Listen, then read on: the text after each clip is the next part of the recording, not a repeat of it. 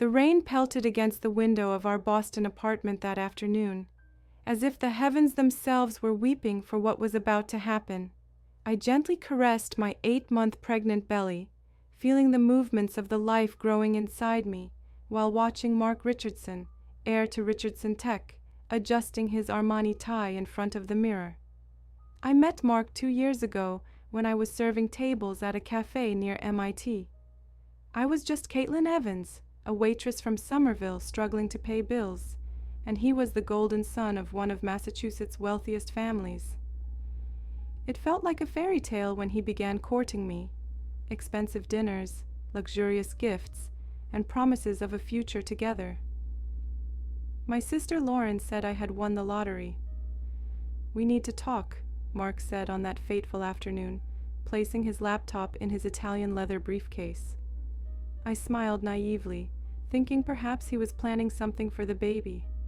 How wrong I was. "This isn't going to work anymore, Caitlin." His voice sounded cold, calculating. "What? What are you talking about, Mark?" He let out an exasperated sigh, as if explaining something obvious to a child. "Us. This pregnancy. You're an obstacle in my path to the top." My legs weakened. I had to lean against the kitchen counter to keep from falling. "Mark, I'm 8 months pregnant. We talked about getting married, about raising our family." "Let's be realistic," he interrupted, pulling his checkbook from his pocket. "You were never enough for the world I belong to, just a waitress from Somerville who managed to get pregnant by a Richardson." Every word was like a knife wound. Tears began streaming down my face as he coldly filled out a check. "Are you joking? After everything we've been through? And our baby?" "I don't want this child. I don't want you," he hissed, tossing the check on the table. "Consider this charity so you can disappear from my life forever. $5,000. Enough for you to solve. Your problem." I picked up the paper with trembling fingers. "My problem? You're talking about your daughter." "Daughter? You know it's a girl?" For an instant, I saw something in his eyes. Hesitation, perhaps. It quickly vanished. "Whatever. My lawyer will contact you. I've signed documents relinquishing any parental responsibility." I remained frozen, watching as he picked up suitcases that were already packed. He had planned everything. "Please, Mark," I begged, grabbing his arm. "I love you. We can make this work." He pulled away, as if my touch burned him. "Love? I grew up with the world at my feet, Caitlin. I need someone who adds value to my future, not a waitress without formal education who will drag me down." I stood there, paralyzed, as he walked to the door. Before leaving, he turned one last time.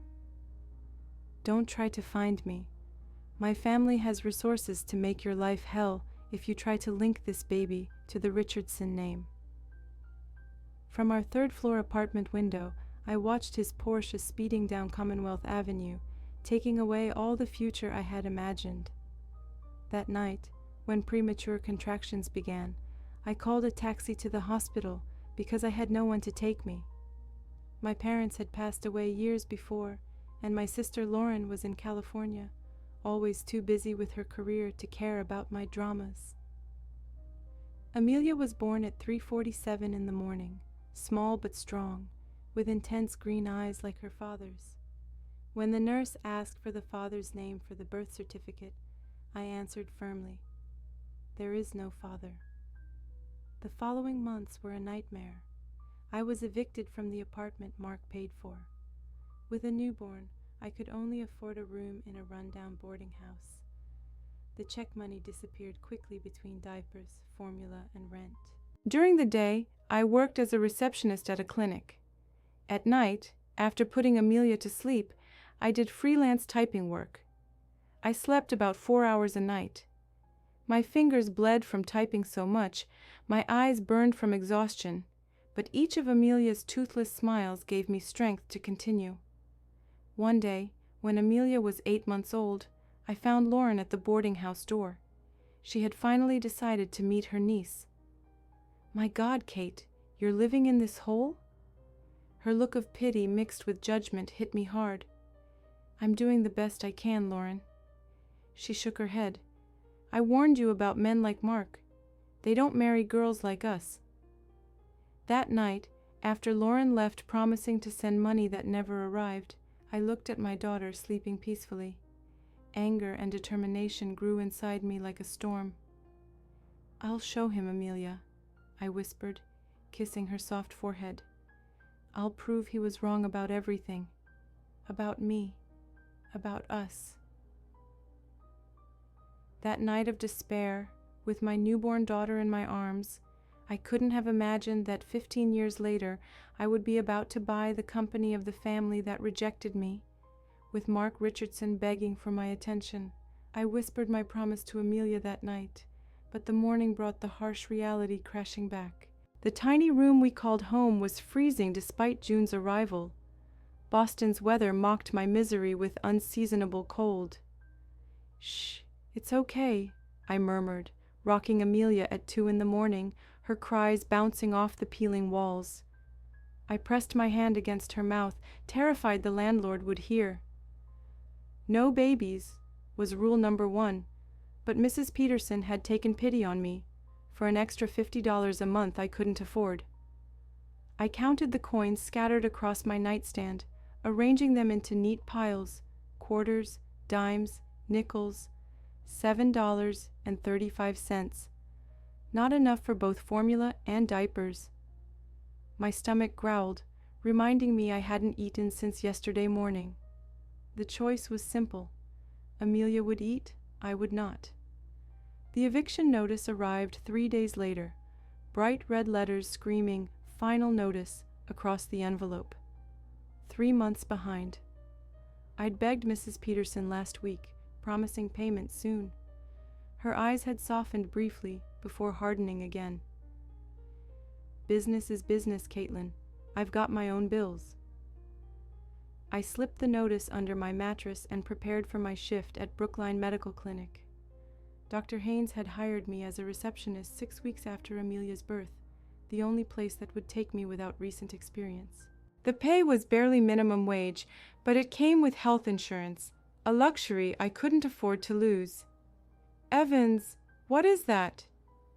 Dr. Haynes frowned at the makeshift bassinet I'd created under my reception desk, a filing box lined with blankets where Amelia slept. "I'm sorry, Dr. Haynes. My sitter canceled last minute," I lied. There was no sitter. There never had been. "This is a medical facility, not a daycare. Patients don't want to see a baby when they come for appointments. Fix this problem or find another job." His voice left no room for negotiation. That night, my eyes burned as I squinted at the laptop screen, typing medical transcriptions for 3 cents per line. The clock showed 3:17 when I finally finished. 4 hours until my alarm. My fingers were cracked and bleeding, the skin raw from constant typing and cheap soap at the clinic. Amelia woke at 5:30, colicky and inconsolable. I rocked her against my chest, both of us crying, she from pain, me from exhaustion. When the knock came at my door 8 months into this nightmare, I expected Mrs. Peterson demanding rent. Instead, Lauren stood there, designer sunglasses perched on her head, looking completely out of place in the dingy hallway. "My God, Kate, you're living in this hole." Her eyes swept across the room, the hot plate balanced on a milk crate, the mattress on the floor, the clothes drying on a string stretched across the ceiling. "I'm doing the best I can, Lauren." I shifted Amelia to my other hip, conscious of my unwashed hair and the stained t-shirt I'd been wearing for 3 days. "I warned you about men like Mark." She sat gingerly on the edge of my mattress, careful not to let her cashmere sweater touch anything. "They don't marry girls like us." She stayed for 45 minutes, holding Amelia at arm's length when I insisted, before checking her watch and announcing she had a dinner reservation. "I'll send some money next week," she promised at the door. "And Kate? Maybe consider adoption. Some nice family could give her opportunities you can't." That night, after laying Amelia in her cardboard box bassinet, I stared at my reflection in the cracked bathroom mirror. Dark circles carved half-moons beneath my eyes. My collarbones jutted sharply under translucent skin. I barely recognized myself. "No one is coming to save us," I whispered to my reflection. The next morning, I withdrew my last $73 from the bank. I spent $30 on a second-hand suit from Goodwill, navy blue with only one noticeable stain on the sleeve. 20 went to the community daycare 2 blocks away, where they agreed to watch Amelia for the day.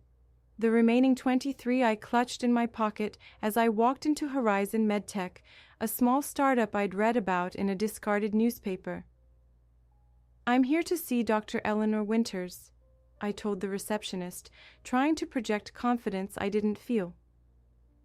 An hour later, I sat across from Dr. Winters, a silver-haired woman with piercing blue eyes and a no-nonsense demeanor.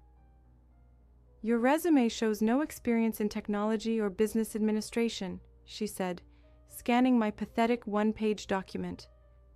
"Why should I hire you as my assistant?" I met her gaze steadily.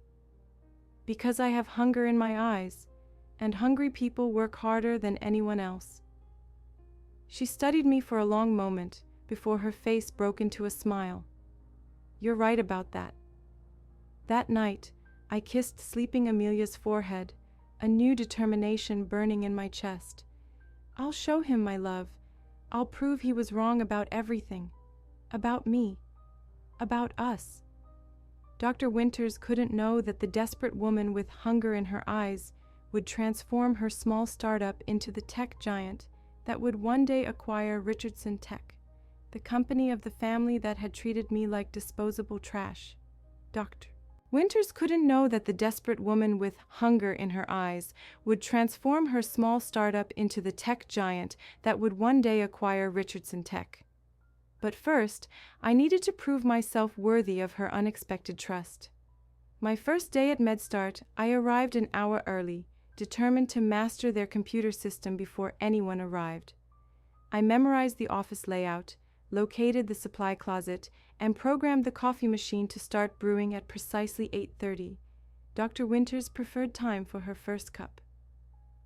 "You're here early," she remarked, finding me already sorting her correspondence when she arrived.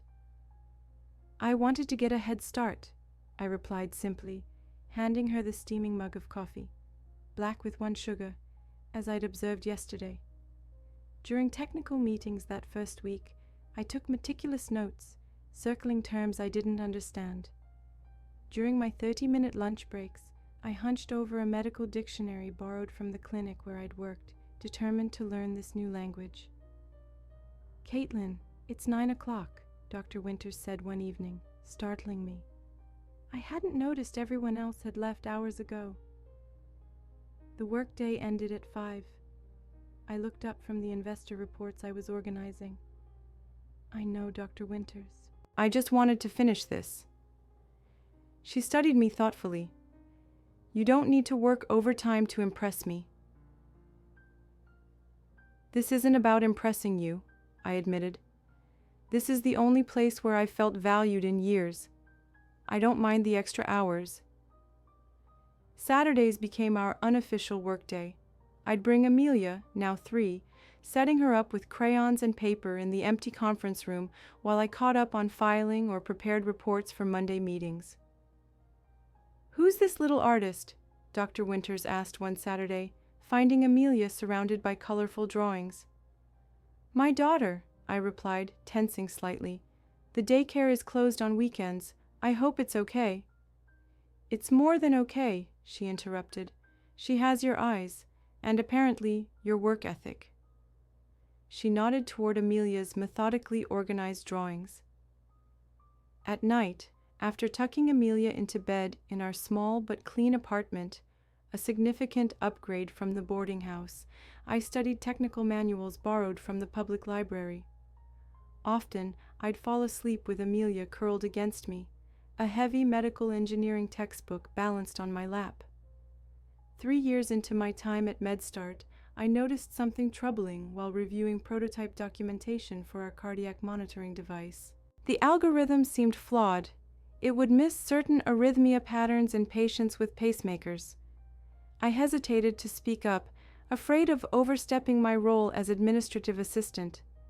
But the potential danger to patients outweighed my fear. I spent weeks studying basic engineering concepts at night, determined to understand enough to articulate the problem clearly. "Mama, time to wake up." Amelia's small hand patted my cheek one morning. "School time." I blinked awake, disoriented, finding myself still at the kitchen table, surrounded by engineering books, my notes scattered everywhere. That afternoon, heart-pounding, I requested 5 minutes at the end of the development team meeting. "I believe there's an issue with the monitoring algorithm," I began, my voice trembling slightly. "It might miss critical arrhythmias in patients with pacemakers because the filter is calibrated to—" "What makes you qualified to question our engineering team's design?" One of the senior engineers interrupted. "Let her finish," Dr. Winters said sharply. I explained my concerns, then proposed an adjustment to the algorithm's filtering parameters. When I finished, the room fell silent. "How long have you been studying this?" Dr. Winters asked. 3 weeks, I admitted. "Every night after Amelia's asleep." The silence stretched uncomfortably until Dr. Winters finally spoke. "You're not just an administrative assistant, Caitlin. You're a visionary." She turned to the engineering team. "Implement her changes immediately and start testing." Later that day, she called me into her office. "I want you to manage product development on this device, and the company will pay for your MBA." In the privacy of the bathroom, I cried, not from sadness, but from pure validation. Someone finally saw value in me beyond making coffee and filing papers. That night, I had a difficult conversation with my daughter. "Mommy will have to study at night for a while," I explained to 7-year-old Amelia. "I'll still be here, but things might be different." She nodded solemnly. "It's okay, Mommy. You always say we have to work hard for what we want." That night, celebrating my promotion with cheap ice cream in our small apartment, I couldn't have imagined that Dr. Winters, on her deathbed just 4 years later, would hand me the keys to her kingdom, the first step in creating the empire that would one day make Mark Richardson beg for my attention. That night, celebrating my promotion with cheap ice cream in our small apartment, I couldn't have imagined that Dr. Winters, on her deathbed just 4 years later, would hand me the keys to her kingdom. I first noticed something was wrong when Eleanor started canceling our weekly strategy meetings. Her assistant cited doctor's appointments with increasing frequency. Then came the day I found her in the lab, staring vacantly at test results, her normally immaculate appearance disheveled. "Stage 4 pancreatic cancer," she told me bluntly when I asked.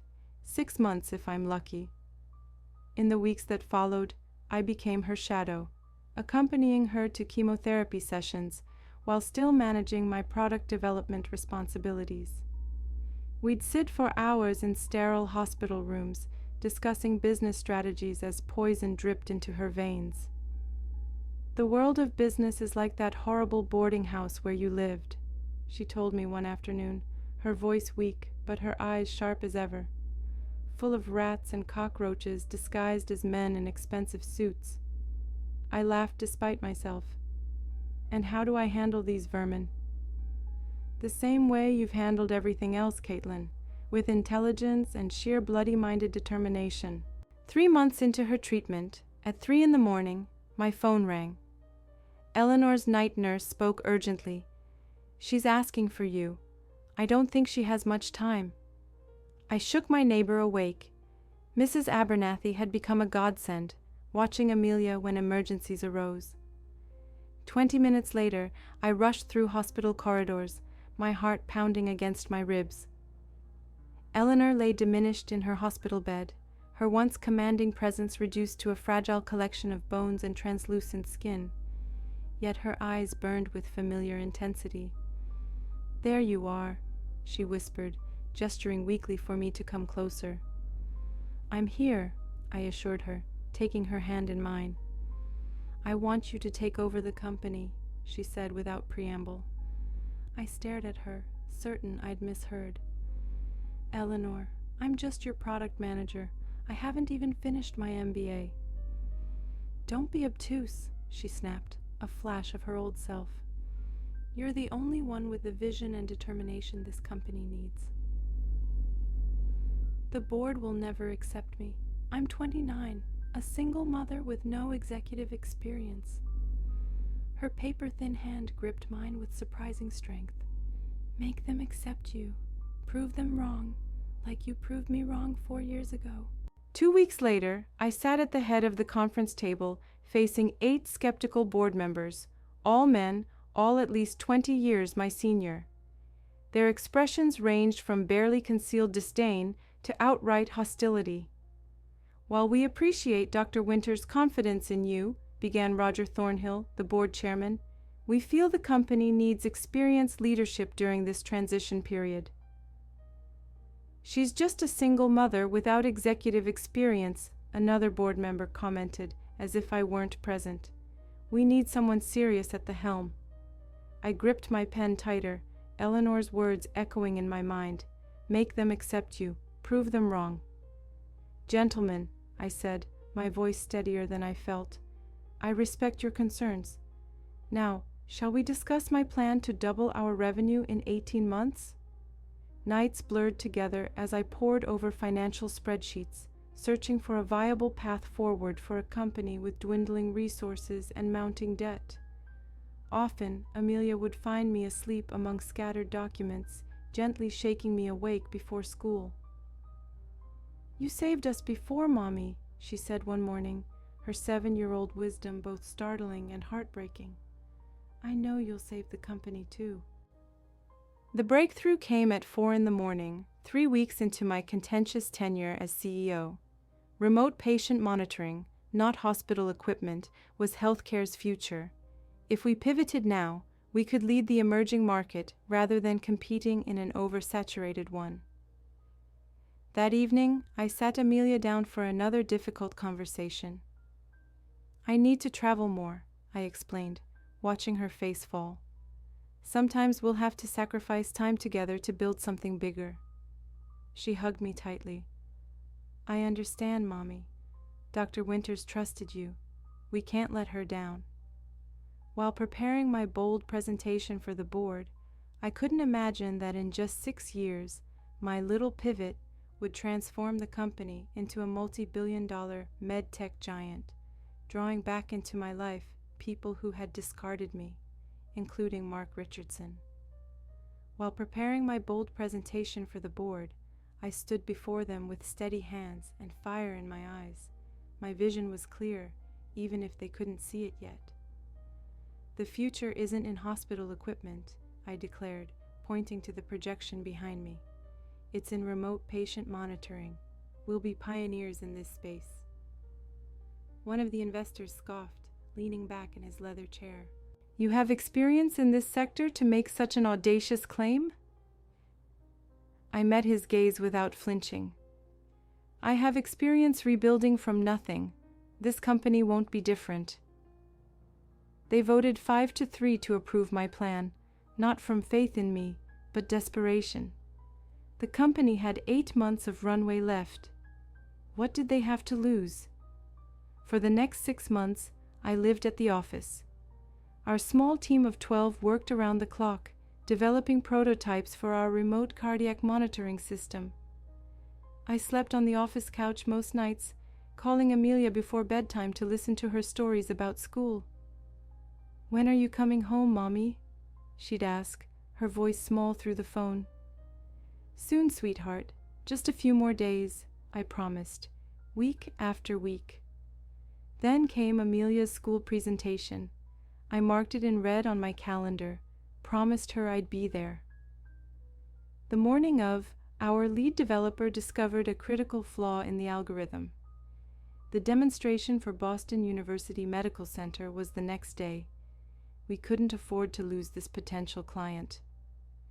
"I'll be back in 2 hours," I told the team, rushing out. I arrived at the school auditorium just as parents were filing out. The chairs were being stacked, the stage empty. I'd missed everything.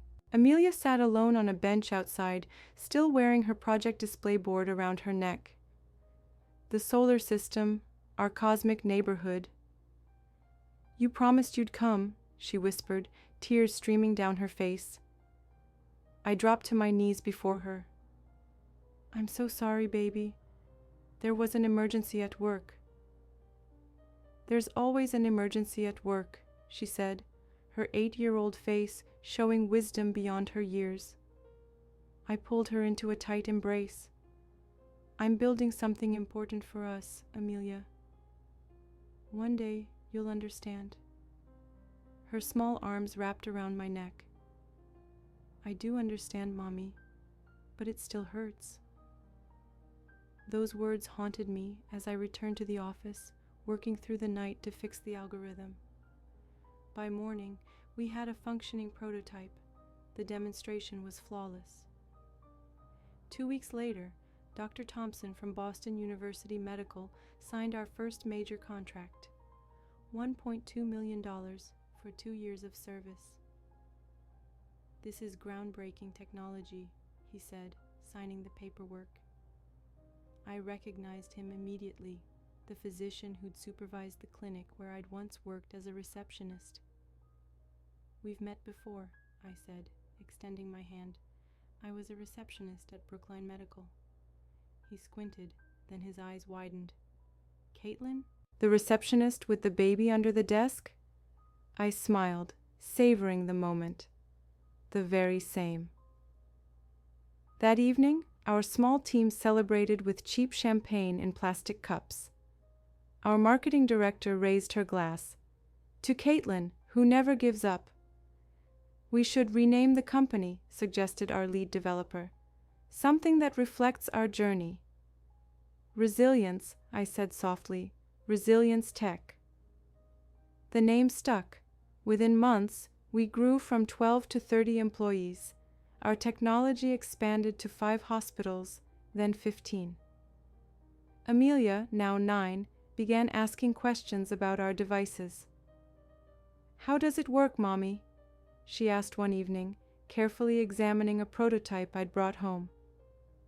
I explained the technology in simple terms, watching her eyes light up with genuine interest. She asked intelligent questions that surprised even me. "You understand this better than some of my engineers," I laughed. She beamed with pride. "I like figuring out how things work." The night we signed our 10th hospital, I took Amelia to Le Chateau, the upscale restaurant where I'd once worked as a waitress. "Table for 2, please," I told the maître d', dressed in my first designer dress, still off the sale rack, but progress nonetheless. He looked at me curiously. "Miss Evans? You worked here, didn't you? I heard you have a company now." I nodded, watching Amelia's eyes widen as she took in the crystal chandeliers and white tablecloths. "Yes, things have changed quite a bit." As we savored our chocolate dessert at Le Chateau, I watched Amelia calculating the tip on the bill, her mathematical mind already manifesting, not imagining that in just 6 years she would develop a revolutionary app that would attract MIT's attention and, inadvertently, bring Mark Richardson back into our path. As we savored our chocolate dessert at Le Chateau, I watched Amelia calculating the tip, her nimble mind working through percentages faster than most adults. The next 3 years would transform both of us in ways I could never have imagined. The morning I cut the ribbon on our new headquarters in Cambridge was surreal. Amelia stood beside me, her 12-year-old face beaming with pride as photographers captured the moment. The gleaming glass building with Resilience Tech emblazoned across its facade was tangible proof of how far we'd come from that boarding house room. Quarterly reports show we've achieved profitability 6 months ahead of projections, I announced at the next board meeting, watching the same investors who had doubted me now nodding appreciatively.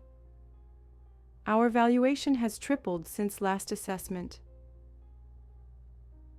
Always knew you had potential, Caitlin, Roger Thornhill declared, clapping my shoulder. I resisted the urge to remind him he'd once called me just a single mother in this very room. That evening, Amelia burst into my home office, laptop in hand. Mom, look what I made. On her screen was an elegant application interface, colorful and intuitive. It helps kids with diabetes track their glucose levels and sends alerts to their parents' phones if readings are dangerous. I stared at the sophisticated code. Amelia, this is extraordinary. Where did you learn to program like this? She shrugged, tucking a strand of hair behind her ear. YouTube, mostly. It's easy once you understand the logic. 2 weeks later, we moved into our new apartment overlooking the Charles River. 3 bedrooms, floor-to-ceiling windows, and a doorman who greeted us by name. Amelia ran from room to room, opening closets and testing every light switch. Can we really stay here forever, Mom? She asked, eyes wide with disbelief. Yes, sweetheart. This is our home now. The words felt strange in my mouth. I'd never owned anything permanent before. The knock at our door came 3 days after Boston Business featured me on their cover. Lauren stood there, designer shopping bags dangling from her arms, a practiced smile on her face. My baby sister on the cover of Boston Business. I always knew you'd be somebody. She pushed past me into the apartment, her eyes cataloging every expensive piece of furniture.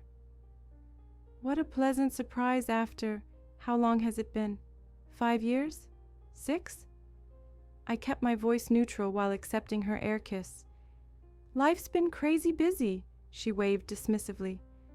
But I've followed your success from afar. So proud. The same sister, who couldn't spare $50 when Amelia needed formula, now brought Tiffany jewelry and Burberry scarves as gifts. I accepted them with a polite smile, knowing exactly what they represented, not affection, but admission into my newly valuable life. My first major speaking engagement came 2 months later, a medical technology conference in New York. Standing backstage, I smoothed my tailored Donna Karan suit, fighting waves of imposter syndrome. From waitress to CEO, resilience in medical innovation, read the program beside my name.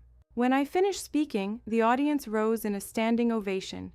Executive after executive lined up to exchange business cards, investment proposals, partnership ideas. The Richardson Tech is in freefall.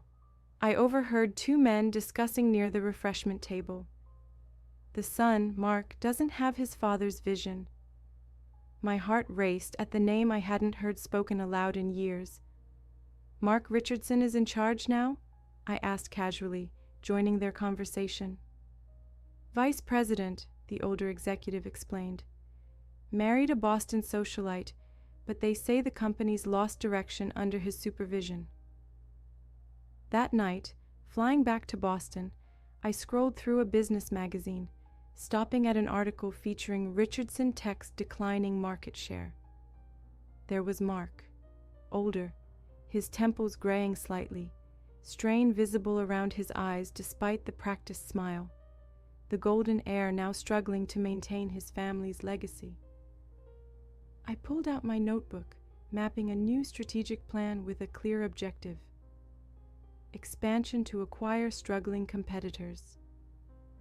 My pen underlined the last word 3 times, pressing so hard it nearly tore the paper. While the plane landed in Boston, I smiled thinking about the article on Mark I'd read in the flight magazine.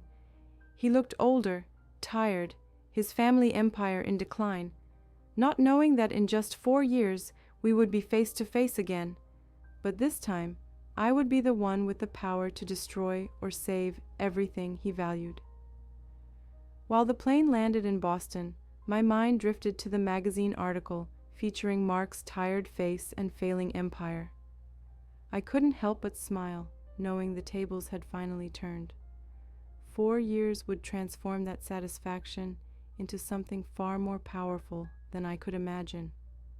At 37, I stood in my corner office overlooking Boston Harbor, holding a prototype that would change everything. Our revolutionary non-invasive cardiac monitoring system fit in the palm of my hand, sleek, elegant, and worth potentially billions. Johnson & Johnson is offering $300 million for the patent rights, my CFO announced, sliding the offer across my desk. $300 million is a generous offer, I said to the executive seated across from me the following week, but it's not for sale. Their stunned faces mirrored those of my board members hours later. You're refusing $300 million? Roger sputtered, his face flushed with anger. That's absolute madness. I stood my ground, hands planted firmly on the conference table. If it's worth that much to them, it's worth more for us to develop ourselves. The argument lasted 3 hours. I won. For weeks, I worked alongside our engineering team, refining the device, fueled by a certainty I couldn't fully explain. Some nights, I'd touch the prototype and think of Mark's words, "You're an obstacle in my path to the top." Each improvement felt like another step up the mountain he said I couldn't climb. 6 months later, we launched Resilience Heart to a wait list spanning 3 continents. Our stock tripled in value within weeks. Forbes on line 1, my assistant interrupted during a strategy meeting. They want an exclusive interview. That evening, Amelia burst through our apartment door, waving an envelope wildly. "Mom, MIT selected my app for the Young Scientist Award." I dropped everything, pulling her into a fierce embrace. "I'm so proud of you, my love. You are extraordinary." Her eyes, so like her father's in color but so different in their warmth, sparkled with excitement. "They said I'm the youngest recipient ever. The ceremony is next month at the Future of Innovation conference." 2 weeks later, I stood in a photography studio, the Fortune magazine photographer adjusting lights around me. "More serious, more powerful," he directed. "You're the digital health visionary. Show me that intensity." The magazine cover showed a woman I barely recognized, confident, formidable, dressed in Armani, with a string of pearls that cost more than a year's rent in that old boarding house. $1.5 billion, announced Gerald Winters, CEO of Monarch Investments, sitting in my office the following month. "That's our final offer for Resilience." I studied him calmly, remembering the man who'd once told me I'd drag Mark down. "I appreciate your interest, but we're just beginning our journey." That weekend, we moved into our Manhattan penthouse, a glass and steel sanctuary overlooking Central Park. Amelia spun around the empty living room, her laughter echoing off the high ceilings. "Is this really ours?" she asked, pressing her hands against the floor-to-ceiling windows. "Yes, baby, all ours." At 3 a.m, sleep eluded me. I opened my laptop, typing Richardson Tech financial status into the search bar. Article after article detailed their struggles, declining market share, failed product launches, questionable leadership. One headline caught my eye. Richardson Tech considers selling medical technology division to raise capital. My heart raced as I read the details. The division they were considering selling was their crown jewel, the one Mark's father had built from the ground up, the one Mark had been entrusted to grow. At 4:37, I sent a confidential email to my CFO. "I want a complete analysis of the viability of acquiring Richardson Tech's medical technology division, maximum discretion." That early morning, gazing at the illuminated Manhattan skyline through my penthouse window, I felt a surprising calm as I set in motion the plan that would culminate not just in acquiring Mark's company, but in a confrontation that would change our lives forever. Exactly when Amelia would discover the truth about her origins.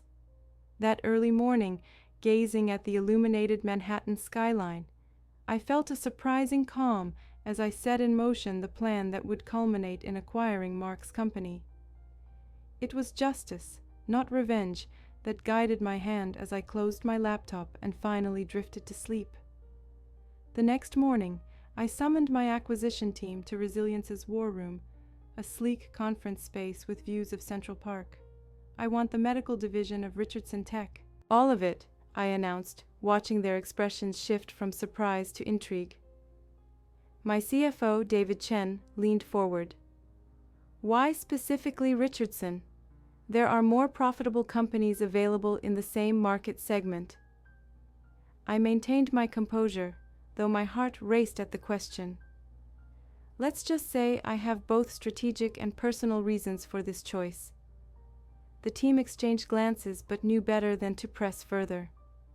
My reputation for making unconventional yet ultimately profitable decisions preceded me. 3 weeks later, I sat across from representatives of 3 major investment banks, their custom suits and careful expressions belying their excitement at the potential fees from this deal. $780 million is our final offer, I stated firmly, non-negotiable. Ms. Evans, the market valuation doesn't account for their outdated infrastructure and the complete redesign their products will require, I interrupted. $780 million. Take it to them. The following morning, the Wall Street Journal headline made my phone explode with notifications. Resilience Tech prepares hostile takeover of Richardson Medical. CEO Caitlin Evans eyes medical technology empire. I was reviewing the article when Amelia entered my home office, still in her pajamas despite the late morning hour, her laptop tucked under her arm. Mom, why haven't you ever mentioned interest in this company before? She held up her screen displaying the article. It seems personal. My coffee cup froze halfway to my lips. All acquisitions are personal when you've built your company from scratch, sweetheart. She didn't look convinced but was distracted by the arrival of an email that made her squeal with delight. MIT just confirmed. I'll receive my award in person at the Future of Innovation Conference at the Four Seasons.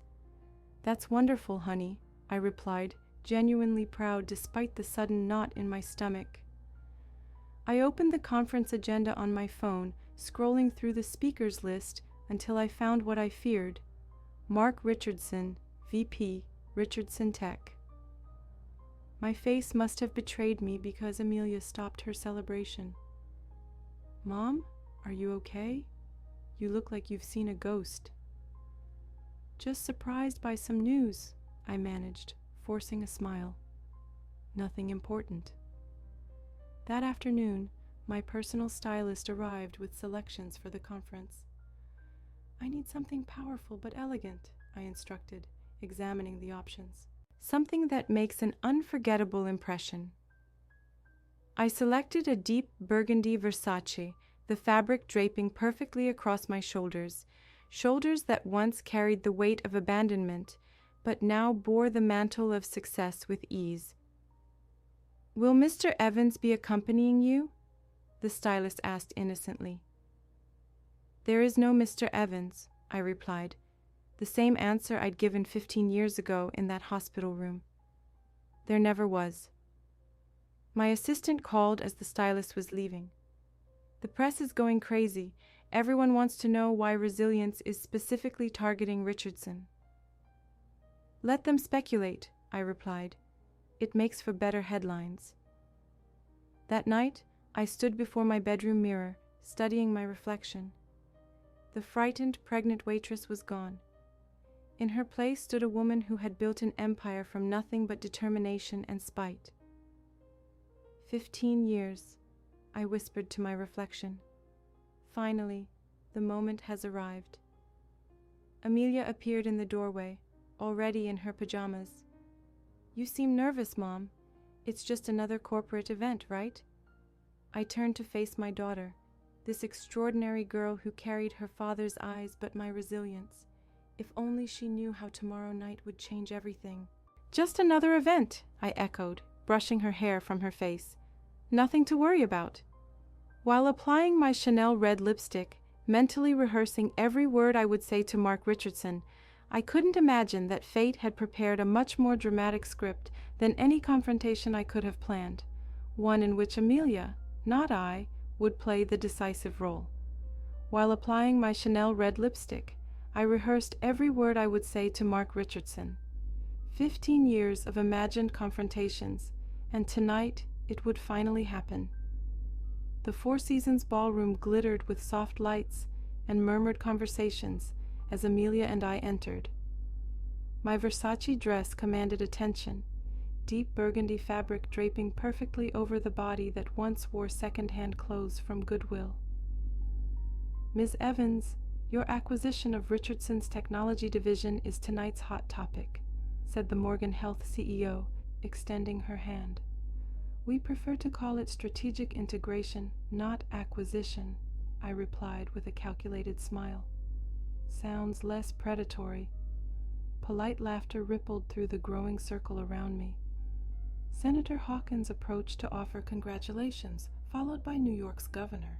Surreal how these people who would never have glanced at the waitress from Somerville now competed for the Resilience Tech CEO's attention. Mom, I'm going to get something to drink, Amelia whispered, gracefully slipping away. I watched her navigate the crowd with the confidence of someone born for these environments. How had I managed to raise such an extraordinary daughter amid such chaos? She remained my greatest achievement. I focused on the governor's healthcare policy questions when I felt a shift in the room's energy. Something in my subconscious registered the source of this disturbance before my conscious mind processed it. A presence I hadn't felt in 15 years. Perhaps Resilience Tech could consider establishing your new research campus in New York, the governor was saying when a voice I hadn't heard in 15 years but remained etched in my memory interrupted us. Caitlin Evans, or should I say, the insignificant waitress from Somerville. I turned slowly, every cell in my body suddenly alert. Mark Richardson stood before me, older, with gray at his temples, clutching a half-empty whiskey glass. His attempt at a confident smile couldn't hide the nervousness in his eyes. You two know each other? The governor asked, sensing the palpable tension between us. Time seemed to freeze. In a fraction of a second, I was transported back to that Boston apartment, pregnant and desperate. But I wasn't that woman anymore. Mark knew me when I was nothing, I responded with devastating calm, and now meets me when he is nothing. Ironic how Resilience Tech just acquired Richardson Tech's main division for 1/10 of its value when he abandoned me pregnant. The shock on the governor's face was momentary before his political training took over. If you'll excuse me, he murmured, discreetly stepping away. Mark swallowed hard, his eyes traveling over my Versace dress, the jewelry, the confidence I radiated. You look different. And you look exactly as I expected, I countered. A mediocre man living off your father's achievements while watching your company sink through lack of vision. Caitlin, I didn't know. What? That the worthless waitress could build something you could never achieve with all the advantages you had in life? Camera flashes popped around us. This confrontation was being documented. Part of me, the calculating business strategist, knew this would benefit Resilience's image, the CEO who overcame every adversity. The other part, the woman who cried for nights on end 15 years ago, savored every second. Mom, Mr. Grayson from Thorne Investments wants to discuss increasing investment to $50 million, Amelia said, approaching us. She paused, noticing the tension. Is everything okay? Mark's face paled seeing her. It was like looking in a mirror, the same penetrating green eyes, the same determined chin. There was no question who she was. She is, he stammered. "Amelia, this is Mark Richardson, the former VP of the company we just acquired," I introduced coldly, watching recognition cross Mark's face hearing her name. "Pleasure to meet you." Amelia extended her hand politely. "I heard you had promising technology, but needed a more innovative market vision." Mark shook her hand in a trance, unable to look away. "How old are you?" 15. I was just selected for MIT's Young Scientist Award," she answered with innocent pride, unaware of this encounter's significance. 15, he repeated, mentally calculating. "And your father?" "Amelia, sweetheart, Mr. Grayson is waiting," I gently interrupted. "Why don't you speak with him? I'll join you in a moment." When she walked away, Mark grabbed my arm. "She's my daughter. I have a right to—" "Take your hands off me," I hissed, pulling away. "You have no rights to anything. You relinquished all rights when you threw me a $5,000 check and said you didn't want this child. I was young, stupid, I made a mistake." "A mistake?" My voice rose slightly, drawing more glances. "You called me an obstacle, Mark. Said I'd never be enough for your world. Well, now your world is being bought by mine." As journalists approached, sensing a story, I realized the moment I'd planned for 15 years had arrived. But instead of the cold revenge I'd imagined, I felt only an overwhelming desire to protect Amelia from the devastating truth about the man now begging to know her. As journalists approached, sensing a story, I felt a strange calmness descend over me. This was the moment I'd rehearsed for 15 years, yet instead of savoring Mark's humiliation, I found myself thinking only of Amelia. "Miss Evans, is there a personal history between you and Mr. Richardson that influenced the acquisition?" asked a Wall Street Journal reporter, notebook ready. Mark opened his mouth, but I seized control of the narrative. "There is an interesting story here," I said with a composed smile. 15 years ago, when I was a waitress trying to pay for college, I had an idea for a medical device that Mr. Richardson dismissed as unrealistic. Today, that same device is Resilience Tech's flagship product, valued at over $1 billion. "You're lying," Mark whispered, his voice barely audible to me alone. "I'm rewriting history," I corrected under my breath, maintaining my smile. "Something you taught me when you rewrote your own, excluding your daughter from it." The reporter scribbled eagerly. "And was the acquisition of Richardson Tech a form of personal validation?" "At Resilience, we don't make decisions based on emotions, only strategic value," I replied diplomatically. "Unfortunately, Richardson Tech failed to stay relevant in the last decade due to, let's say, a lack of visionary leadership." Mark stood fuming beside me, humiliated yet powerless. His empire was crumbling while mine flourished. And now he discovered that the daughter he rejected was a nationally recognized prodigy. When the journalists finally moved away, he made one last desperate attempt. "I want to know her, Caitlin. She deserves to know who her father is." I looked directly into his eyes, those same eyes that once made me believe in fairy tales. "Your name isn't on her birth certificate by your choice. She has my surname, my values, and my strength. You don't exist in her world, Mark. You never did." The next morning arrived with my phone ringing incessantly. Resilience's press officer was panicking. The Wall Street Journal had published a front-page story. "Resilience CEO and Richardson VP, the hidden past behind the year's most talked-about acquisition." Somehow, the reporter had discovered more than I revealed. Someone had talked, perhaps Mark himself, trying to control the narrative. The article mentioned our previous relationship, my pregnancy, his abandonment. Resilience's stock fluctuated briefly before soaring when investors realized my personal story only strengthened the company's narrative of overcoming adversity. Amelia entered my bedroom holding the newspaper, her face pale. "Is it true?" she asked, her voice almost a whisper. "Is that man from last night my father?" I sat beside her on the bed and held her hands. "Biologically, yes, but a father is much more than DNA, darling." "Why did you never tell me? What should I have said? That he discarded us like trash? That he said you were a mistake, an obstacle in his path?"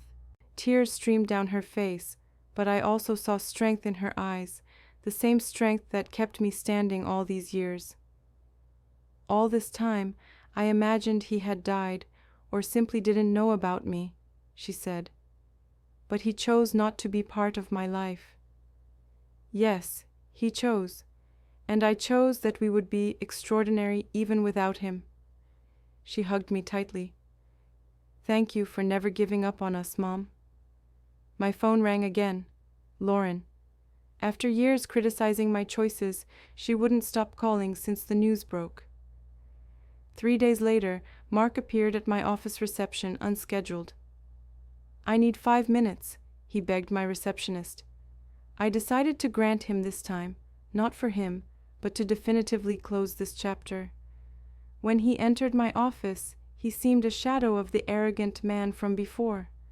Fired from his position, publicly humiliated, abandoned by his wife. "The board removed me," he said, collapsing into the chair across from me. "My father disinherited me. I've lost everything. And this should matter to me because... Caitlin, I'm begging. Let me know my daughter. I can make up for lost time, be part of her life." I looked at him with a mixture of pity and indifference. "You're seeking redemption or a fresh start?" "Because Amelia isn't your chance to start over, Mark. She's an extraordinary person who grew up without needing you." "At least ask if she wants to meet me," he pleaded. "I already did," I answered calmly. "She said maybe, someday, when she's ready. But it will be on her terms, not yours." That night, Amelia and I celebrated her MIT award over dinner in our penthouse. "I've been thinking, Mom," she said as we enjoyed dessert, "about Mark, about my biological father. And I decided I don't need him in my life right now. Maybe someday I'll want to really know him, but not out of obligation or guilt. I have everything I need right here." I smiled at my daughter, my greatest achievement. "You know what I've learned, Amelia? Sometimes the greatest triumph isn't destroying the person who hurt you, but building something so extraordinary that they become irrelevant." We toasted to that, not to the past, but to the future we built with our own hands, a future where we aren't defined by the men who abandoned us, but by the mountains we climbed alone.